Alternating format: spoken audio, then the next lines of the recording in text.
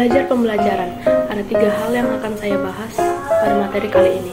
Yang pertama adalah strategi pendekatan pembelajaran dan jenis-jenis pendekatan pembelajaran. Yang kedua adalah pengorganisasian peserta didik atau mahasiswa. Yang ketiga adalah hubungan antara pendekatan dan metode pembelajaran. Kata pendekatan merupakan arti dari kata bahasa Inggris yakni approach yang berartikan jalan, tindakan mendekati atau penghampiran. Sedangkan kata pembelajaran merupakan terjemahan dari kata instruction yang berartikan pengajaran atau pembelajaran. Dalam pembelajaran terdapat 2 kategori pendekatan, yaitu pendekatan pembelajaran yang berorientasi pada peserta didik atau student center approach, dan yang kedua adalah pendekatan pembelajaran yang berorientasi atau berpusat pada guru atau teacher center approach. Fungsi pendekatan pembelajaran menjadi penilai sekaligus mengevaluasi hasil-hasil dari pembelajaran yang telah dicapai sebagai pedoman umum dalam menyusun tahapan pada pembelajaran yang akan digunakan. Jadi menunjukkan garis-garis rujukan dalam rancangan pembelajaran, lalu menganalisa masalah-masalah yang terjadi pada saat pembelajaran, lalu membantu dalam penilaian dari hasil penelitian dan pengembangan yang telah dilakukan. Lalu, strategi pembelajaran dapat diartikan sebagai perencanaan yang berisi tentang rangkaian kegiatan yang didesain untuk mencapai tujuan pendidikan tertentu. Itu ada dalam buku Sanjaya 2008-126. Mengemukakan 4 unsur strategi dari setiap usaha, yaitu yang pertama, mengidentifikasi dan menetapkan spesifikasi dan kualifikasi hasil dan sasaran yang harus dicapai dengan mempertimbangkan aspirasi dan selera masyarakat yang memerlukannya. Lalu yang kedua ada mempertimbangkan dan memilih jalan pendekatan utama atau basic way yang paling efektif untuk mencapai sasaran. Yang ketiga mempertimbangkan dan menetapkan langkah-langkah yang akan ditempuh sejak titik awal sampai dengan sasaran. Yang keempat mempertimbangkan dan menetapkan tolak ukur dan patokan ukuran standar untuk mengukur dan menilai taraf keberhasilan usaha.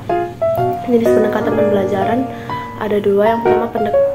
Yang pertama ada pendekatan quantum teaching, yang berarti interaksi yang mengubah energi menjadi cahaya dan teaching yang berarti mengajar. Dengan demikian, quantum teaching adalah orkestrasi bermacam-macam interaksi yang ada di dalam dan interaksi momen belajar. Yang kedua, pendekatan multiple intelligence. Pembelajaran multiple intelligence ini adalah diciptakan untuk siswa menggambarkan pengetahuan awal dan memecahkan permasalahan dalam kehidupan sehari-hari melalui pertanyaan yang relevan dan akan menyebabkan siswa berpikir, kemudian mempersiapkan dan menggunakan pikiran mereka pada suatu pembelajaran.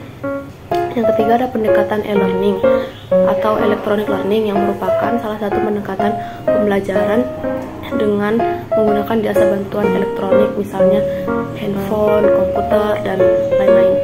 Lalu pendekatan belajar aktif, yaitu merupakan model pembelajaran yang mengutamakan aktivitas belajar siswa melalui diskusi kelompok, diskusi kelas, eksperimen, dan demonstrasi dalam menemukan konsep baru.